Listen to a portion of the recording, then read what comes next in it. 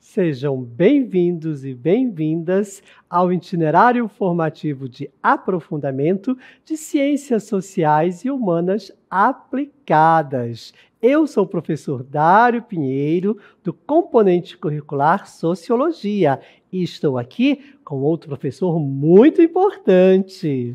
Olá, pessoal, sejam todos bem-vindos aqui, né? Estou com essa missão junto ao professor Dário. Eu sou o professor Rosângelo Assis, professor de filosofia aqui do Centro de Mídias do Amazonas. E vamos ver o que vai acontecer nessa nossa aula, não é isso, professor Dário? Esta aula é a aula de número 4, que tem como objeto de conhecimento povos amazônidas, identidades, conflitos e resistência. No detalhamento, nós vamos conversar sobre sociabilidade em terras quilombolas e indígenas. Olha só que interessante, professor. Interessantíssimo, professor. Estou, assim, ansioso para iniciarmos a nossa aula. Vamos começá-la? Então, vamos lá.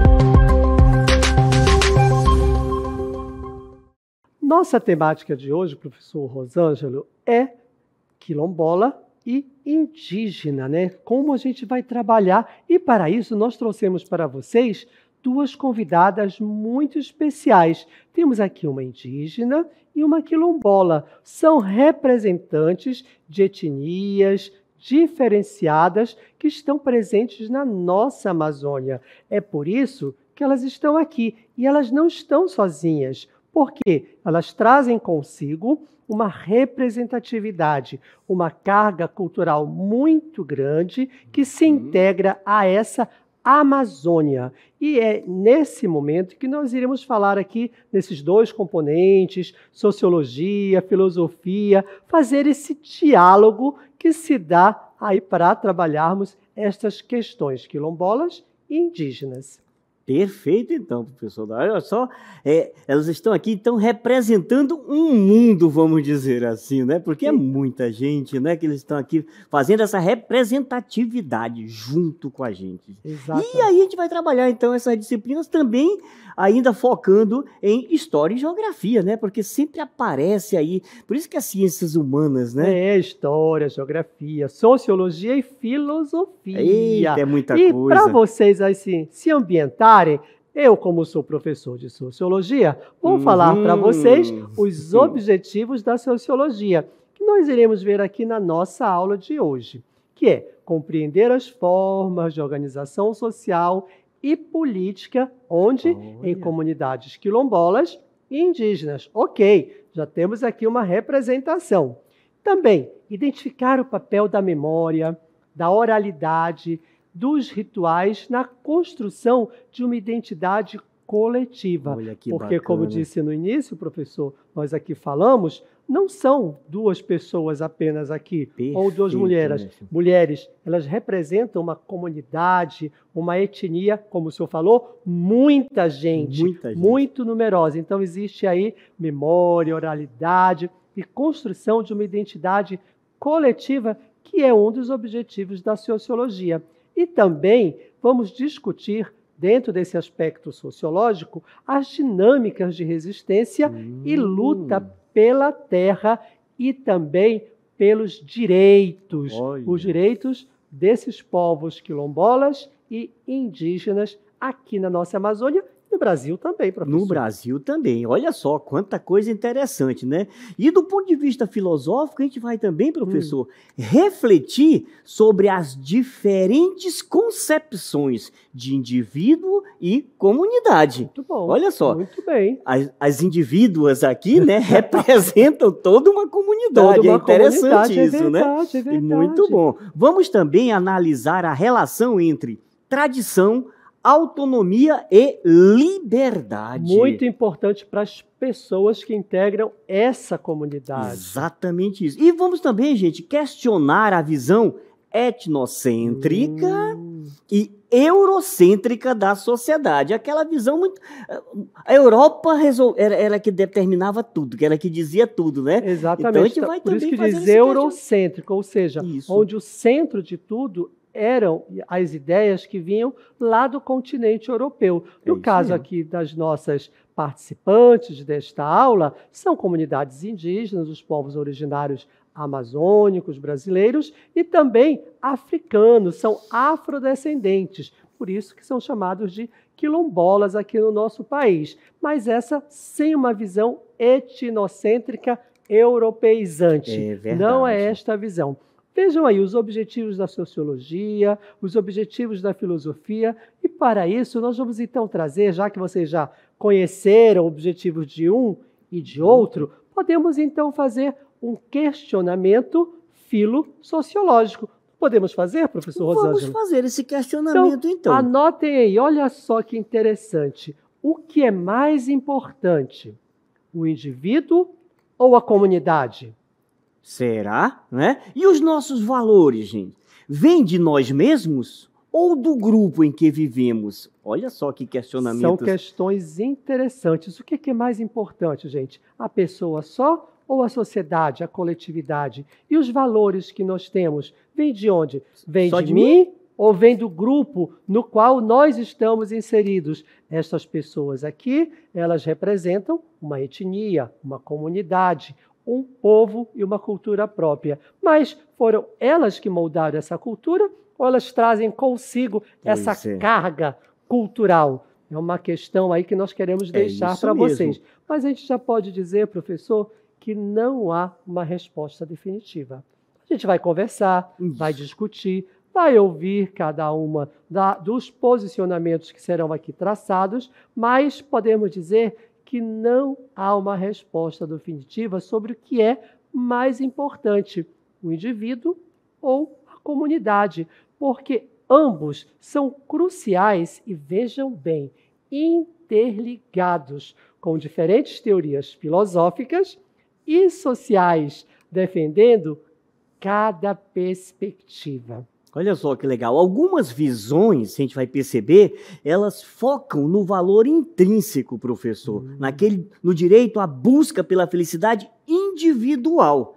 Enquanto que outras, vocês vão perceber aí, elas enfatizam a necessidade da coletividade para o bem-estar e o desenvolvimento humano, argumentando que a sociedade molda e dá sentido ao indivíduo. É bem interessante. A sociedade molda o indivíduo ou é o indivíduo que molda a sociedade? São questões filosociológicas. Eu poderia ficar aqui, professor Rosângelo, junto com todos e todas as estudantes, apresentando teorias sociológicas que tratam justamente dessa questão, o indivíduo ou a comunidade. Mas a nossa temática aqui trata especificamente dos quilombolas. Mas eu quero deixar claro, eu quero esclarecer, porque é muito importante que você tenha um posicionamento, por exemplo, do que é indivíduo, do que é comunidade, e essa interconexão. E eu então vou começar, professor Rosângelo, a mostrar para os nossos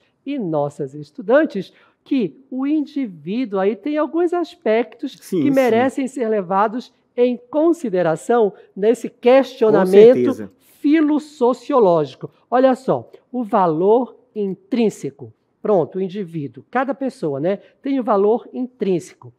Cada pessoa tem um valor único e indispensável, sendo a unidade básica da sociedade. Ponto. Exatamente isso, né? Também o indivíduo, ele faz o quê? Ele vai lá na busca pela felicidade, pelo propósito, né? A individualidade, nesse sentido, ela é fundamental para desenvolver ideias, encontrar um sentido pessoal e transformar a sua própria vida. Por isso que o indivíduo também está ligado à questão de inovação e mudança, professor. Ou seja, a dissidência e a criatividade individual, elas podem levar a novas ideias, olha só, e ao progresso social. conforme, por exemplo, uma visão mais libertária da É um história, ponto né? de vista muito interessante, com o qual eu também concordo. Por isso que nós Isso. estamos apresentando aqui para nossos e nossas estudantes essas questões do indivíduo. Mas tem outra questão, professor Tem. Josino, dentro desse Tem sim. questionamento filossociológico, que é a comunidade. Exatamente. E eu posso dizer, olhem só, que a necessidade social e pertencimento estão ligados a essa questão quando falamos em comunidade, pois a comunidade oferece apoio social, pertencimento e a oportunidade de ser visto e compreendido, o que é, gente, uma necessidade humana fundamental. Outra característica importante, professor, aí é a questão da moldagem do indivíduo, né? A comunidade, ela traz isso. A sociedade, a convivência social, elas são essenciais para o desenvolvimento de valores, da autoestima e da habilidade de se relacionar. Não é isso? É por isso que quando falamos em comunidade, professor Rosângelo, temos que pensar no bem-estar coletivo. A comunidade e a sociedade são cruciais para a construção de um mundo melhor e para o bem-estar geral, segundo as perspectivas comunitaristas. Outra perspectiva que estamos apresentando ao falarmos de comunidade. Mas eu também continuo para dizer que há uma interconexão, não há? Exatamente Então isso, explica né? para nós isso aí, Então, professor não é Rosângelo. nem só o indivíduo, Nem só a nem comunidade. só a comunidade. Há uma interconexão. E como é que Exatamente. isso se dá? Ela se dá através de uma complementaridade, ou seja, as perspectivas individuais e comunitárias, elas não são mutuamente exclusivas, mas sim complementares e essenciais para o desenvolvimento do ser humano. É por isso que essa interconexão também traz um equilíbrio desejável, saudável entre o bem-estar individual e os interesses da comunidade. E também, gente, isso é considerado o mais desejável, promovendo a felicidade e a prosperidade de ambos, indivíduo e comunidade. Perfeito, professor. E essa interconexão também, ela é um reflexo social, né? Ela ajuda nesse reflexo social. Por quê? Porque a sociedade, ela é vista como um reflexo de quem? Dos indivíduos que a compõem. Enquanto o indivíduo, ele é formado pelo quê? Pelas experiências sociais que o moldam. Olha só que interessante, Perfeito. né? O indivíduo molda a sociedade e a sociedade pode moldar o indivíduo. Que legal. Vejam bem que há essa interconexão da pessoa, aqui do representante de uma etnia, da sociedade, da comunidade, se interligando, se interconectando. É por isso que agora, dentro do lado conceitual, olha que bonito, do lado conceitual, tanto da filosofia quanto da sociologia, nós podemos já dizer que existem aí, professor, alguns conceitos-chave. Sim, fundamentais. E nós gostamos desses conceitos, sim, né? São Eles necessários. São fundamentais. E necessários. Na né? filosofia, então, quais vamos lá. são? A filosofia, por exemplo, o indivíduo, ele é um ser autônomo.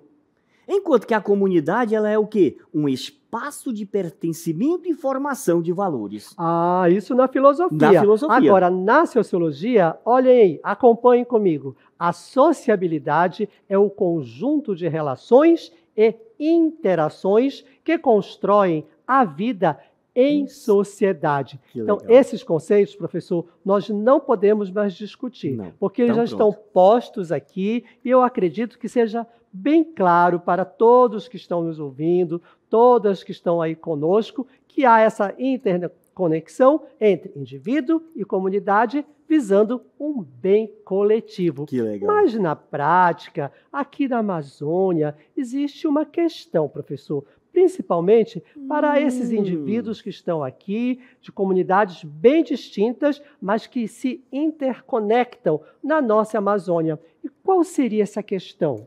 Vamos lá, então. Olha só, gente. Pensem com a gente aí, questionem com a gente. As lutas pela terra são apenas lutas materiais? Ou são também lutas pela autonomia filosófica de um povo que decide seu próprio destino? Eita, professor, olha só. Só nessa pergunta a gente já tem um impacto, né? Uma autonomia filosófica de um povo que decide seu próprio destino. Professor, eu vou ter que dizer aí que as lutas Diga, pela professor. terra, que é um bem muito grande para esses povos, para essas comunidades, tanto indígenas quanto quilombolas, não são apenas materiais, mas também profundas lutas filosóficas e de autodeterminação que visam garantir a continuidade, olhem bem, a continuidade de suas culturas, modos de vida e cosmovisões. Então, a Terra, nesse ponto, ela é importantíssima.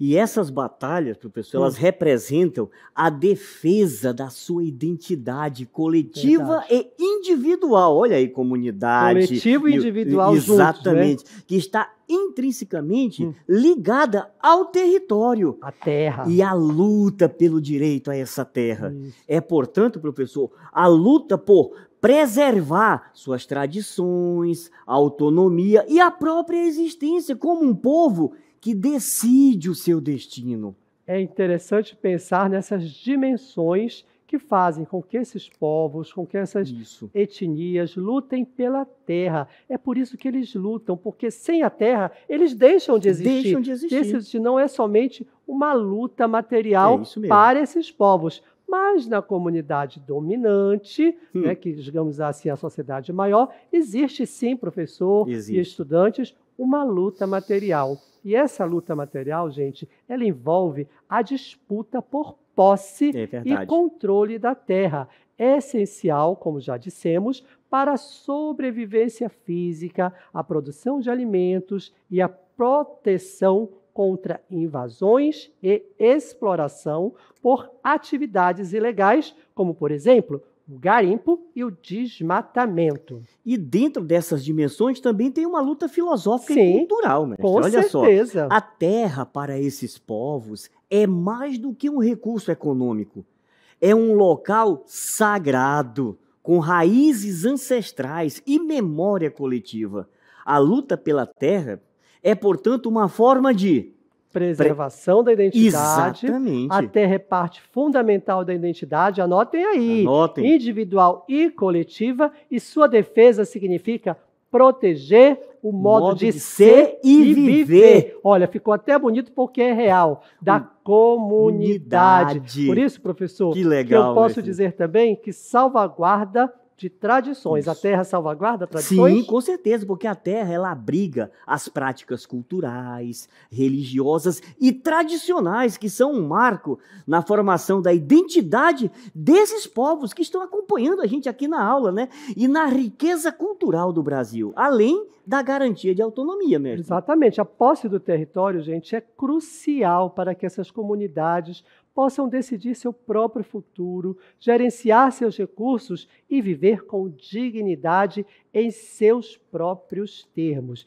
E por isso nós vamos concluir, assim, de forma breve, essa questão da dimensão da luta pela terra. Falando nada mais, nada menos do que a luta pela justiça social. Perfeito, professor. Não é isso? Porque a luta pelo direito à terra, ela é também o quê? Uma luta por justiça social e reparação histórica. Isso não começou desde hoje, não. Já fez de muito tempo atrás. Né? Combatendo a discriminação e a desigualdade que remontam... Olha aí, a colonização. Quando os portugueses, quando os europeus chegaram nessas terras, encontraram os povos originários e trouxeram afrodescendentes que eram escravizados. Portanto, gente, a reivindicação territorial para indígenas e quilombolas é uma luta complexa, que vai além da posse de um bem material, sendo um movimento existencial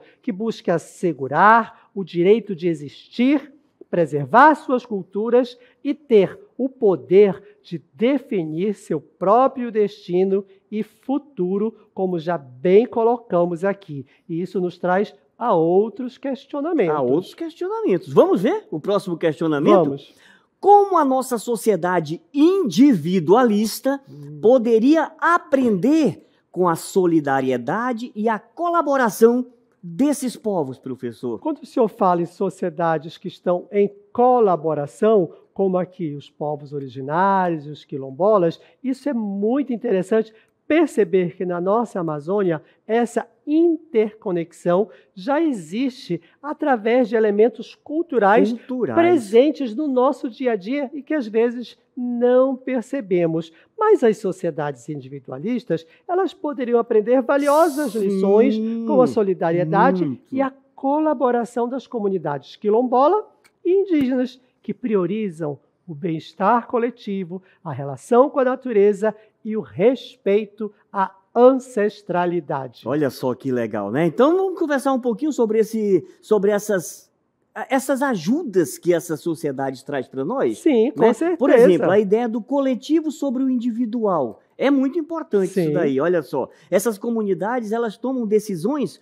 compartilhadas, né? Essas comunidades tradicionais, as decisões mais importantes são frequentemente tomadas em conjunto, garantindo que as vozes de todos os membros sejam ouvidos. Isso contrasta, mestre, com o modelo individualista. Sim, com certeza. Onde as decisões de um grupo restrito ou de um único líder tendem a prevalecer. E essas decisões compartilhadas, professor, levam a uma economia solidária, pois as comunidades indígenas e quilombolas, elas praticam formas de economia solidária e comunitária, como os multirões, para todos. A produção e a distribuição de recursos são organizadas de modo a beneficiar a todos, e não apenas para acumular capital, dinheiro para alguns. É isso mesmo. E também elas nos ensinam uma conexão com o ambiente. É verdade. Não é? Existe essa conexão com o ambiente também. Não só entre pessoas, mas também com o meio ambiente. Com o meio ambiente, é isso mesmo. Por exemplo, o conhecimento ancestral e a sustentabilidade são fundamentais aí.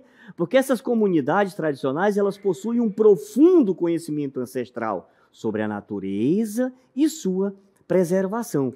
Elas demonstram, mestre, que a saúde humana está, por exemplo, diretamente ligada à saúde do ecossistema. É verdade, é verdade. Né? Usando os recursos naturais de forma sustentável, sem os destruir para um ganho comercial. Olha a sustentabilidade. Exatamente, aqui, essa resistência em utilizar a natureza, né, de forma ancestral, com sustentabilidade, é a resistência ao modelo predatório.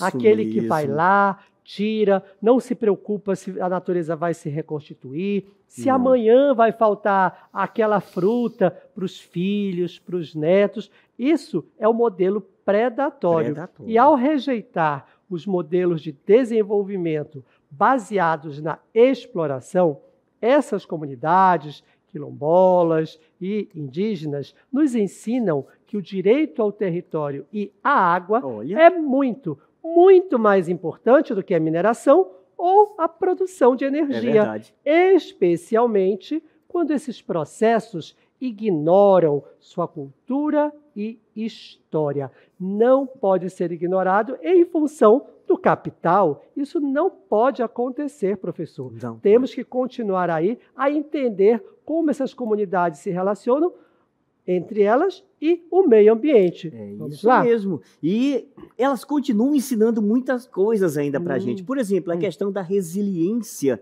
e da própria identidade. Olha só, porque a preservação dessa identidade cultural, ela é muito importante. A capacidade dessas comunidades de preservar essa identidade diante de desafios externos é notável. São bombardeados de todos os lados. É verdade. Né? Movimentos de base e programas educativos promovem o orgulho cultural e garantem que as tradições sejam passadas para as futuras gerações. Gente, que bonito e real e verdadeiro passar os conhecimentos para futuras gerações. Isso traz a todos nós, não só aos quilombolas e aos indígenas, um sentimento de pertencimento. As crianças quilombolas, por exemplo, sentem um forte senso de pertencimento ao reconhecerem alimentos cultivados por seus familiares nas merendas. Isso, nas merendas escolares, tem aí alimentos que são dos quilombolas, dos indígenas. E esse reconhecimento fortalece a identidade cultural e a conexão com a comunidade. E aí, professor, para que isso aconteça, a gente falou ali em merendas escolares, tem um movimento que pode acontecer aonde? Dentro da escola. Isso. Exatamente uma educação e um desenvolvimento democrático, por exemplo. Explica aí para nós. É porque existe uma educação diferenciada aí. Projetos pedagógicos focados na valorização da cultura local, como, por exemplo, os encontrados em algumas escolas quilombolas, mostram como a educação pode fortalecer a identidade e a equidade étnica. Ao integrar o conhecimento ancestral na sala de aula, a escola se torna um espaço de valorização da realidade comunitária. Valorizando esse espaço como escola, nós temos aí a democratização do desenvolvimento. É a experiência de gestão das comunidades tradicionais, como, por exemplo, os quilombos do Vale do Ribeira, que demonstra que alternativas de desenvolvimento podem ser construídas de forma coletiva e democrática. Ao valorizar o potencial local, a identidade cultural, elas constroem, gente, um caminho de desenvolvimento mútuo para ambos, tanto para os indígenas quanto para os quilombolas. É um caminho a ser seguido e que não pode se voltar, não é verdade? De jeito nenhum. Olha só quanta coisa interessante nós trabalhamos aqui e a gente percebe, professor, que a conclusão dos estudos sobre os povos amazônicos, focados em identidades, conflitos e resistência, revela que a luta por reconhecimento e pela demarcação e titulação de terras é central. Demarcação e titulação da terra. Né? É central e é fundamental para quê? Para a manutenção da existência e da cultura. Sem essa terra, como nós aqui já falamos, essas sociedades deixam de existir, pois para estes povos a sociabilidade nesses territórios se manifesta aonde? Na resistência e na organização para combater invasões, ameaças de agronegócio e grandes empreendimentos que representam um desafio constante à sua identidade e modos de vida tradicionais. Então, muito cuidado aí com esses movimentos capitalistas que ameaçam as terras e as culturas, principalmente dos povos tradicionais, como aqui representados, os indígenas e os quilombolas. É isso mesmo. E a gente sabe que esses desafios não são de hoje, né? Não. São desafios nós já falamos aqui, inclusive, na aula lá... E que já vem de muito tempo, desde a colonização, professor. Desde a colonização. Isso. E a gente sabe, gente, que a preservação da floresta amazônica, ela está diretamente ligada ao quê?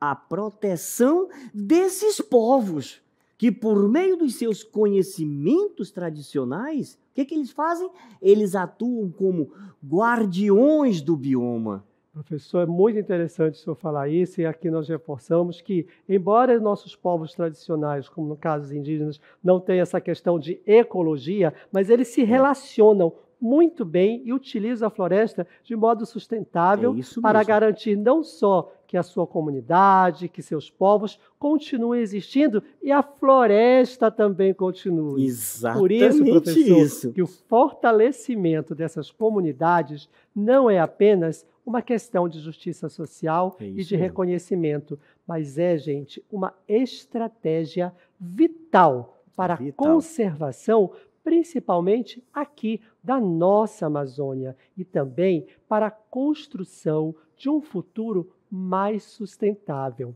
Essa interconexão entre o indivíduo, a comunidade, a floresta amazônica, aqui representados, nos garante um futuro saudável para toda a nossa Amazônia. É isso, essa mensagem eu gostaria de deixar, professor. Perfeito. Então, essa é a mensagem que precisa ficar aqui, não é? Essa interconexão, né? E que continue fortalecendo através da terra e a manutenção desses povos. Gente, é isso. É isso. Então, obrigado, meninas. Obrigado, meninas. Por participarem com a gente aqui. Isso, não é isso, mestre? Isso. Estamos prontos aí para estar com vocês durante outras aulas, mas no momento vamos ficar por aqui. Vamos ficar por aqui, então. Tá bom. Com essa mensagem final aqui. Com essa mensagem final. Obrigado, perfeito, então. Gente. Até a próxima.